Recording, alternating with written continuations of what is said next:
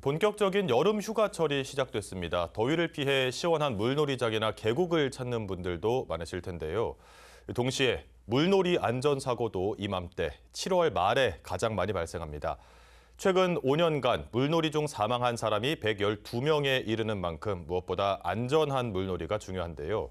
오늘 BTV 초대석에서는 안전한 환경을 위해 인명구조요원 양성과 응급처치 교육을 이어가고 있는 대한적십자사 대구지사 박재덕 RCY 본부장과 함께 이야기 나눠보겠습니다.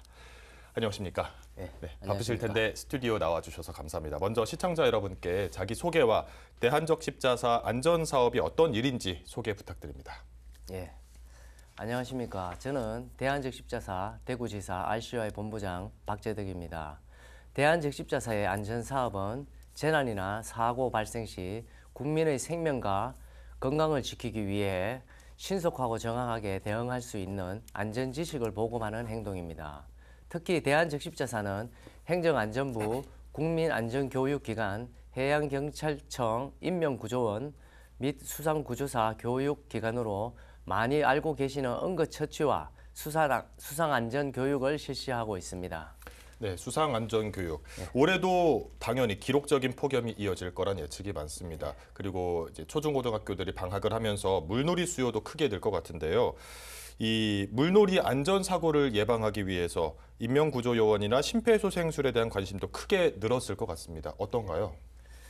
네, 여름철 수상안전 레저 활동이 증가하고 사계절 이용이 가능한 물놀이 시설이 증가함에 따라 물놀이 안전에 대한 중요성이 갈수록 중요해지고 안전 강습에 대한 수요도 커지고 있습니다. 이에 대한적십자사 대구지사는 인명구조요원, 수상구조사 등 수상안전요원 양성과정을 실시하고 있으며 2024년에는 566명의 교육생을 배출하였습니다. 현재도 두류 다이빙 풀장에서 인명구조요원 강습을 진행하고 있습니다. 강습은 자유형과 평형, 자명 등 사전 테스트를 통과한 성인을 대상으로 합니다. 사전 테스트를 통과하면 48시간 동안 구조용법, 개인안전, 자기구조, 수용구조, 응급처치, 심폐소생술 등 교육을 이수하게 됩니다. 이후 최종 자격평가를 통과해야지만 인명구조요원 자격 취득을 가능합니다.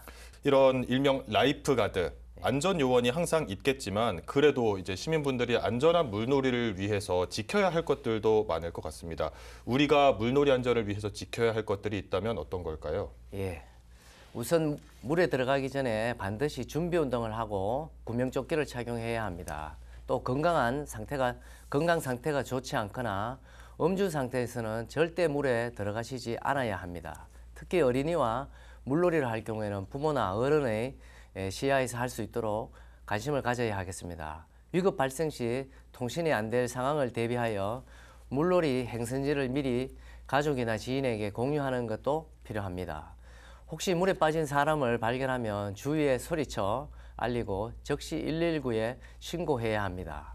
특히 구조 경험이 없다면 자신의 수영 능력을 가신해서 함부로 물에 들어가서는 안 됩니다. 대신 주변 물건이나 물에 뜨는 부유물을 이용해 구조에 도움을 줄 수 있는 긴 나뭇가지나 텐트, 폴대 등의 물건을 익수자에게 던져주는 것도 하나의 방법입니다. 참 안전한 물놀이를 위해서 지켜야 할 것들이 많은 것 같습니다.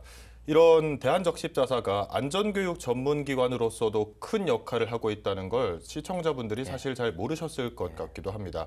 저희가 지금까지 알고 있던 건 다른 더 많은 활동들이 있었는데요. 대한적십자사에선 심폐소생술 교육도 실시하고 있죠. 벌써 10,000명 가까이 교육을 받았다고 들었습니다. 네, 대한적십자사에는 위급한 상황으로부터 자신을 지키고 적절한 조치를 통해 소중한 생명을 구할 수 있는 응급처치 방법을 교육하고 있습니다. 심폐소생술, 응급처치 일반과정, 강사과정, 청소년 응급처치, 교직원 응급처치 등 짧게는 2시간, 전문화된 과정은 48시간 이상 교육을 하기도 합니다. 네, 이런 대한적십자사의 심폐소생술 교육으로 심폐소생술을 실시해서 어떤 생명을 구한 사례도 있다고 들었는데 어떤 사례가 있었는지 혹시 기억나시는 게 있으신가요? 얼마 전에 그 언론에 보도됐듯이 그 지하철에서 초등학생이 쓰러진 어른을 구하신 사례나 지하철에서 초등학생이 예. 어른을 구한 사례요. 사례나 뭐 또 집에서 쓰러진 엄마를 네. 교육을 받은 학생이 구한 사례나 그런 게 있는 걸로 알고 있습니다. 지하철에서나 집에서 교육을 받은 학생들이 예. 성인을 구한 또 굉장히 감동적이고 다행인 사례들이 많이 있네요. 이게 또 대한적 십자사의 안전 교육이 있었기에 가능했다고 생각이 듭니다. 이 외에도 대한적 십자사에선 정말 많은 활동을 하고 있는 걸로 알고 있습니다. 어떤 활동을 좀 더 이어가고 있으신가요? 예.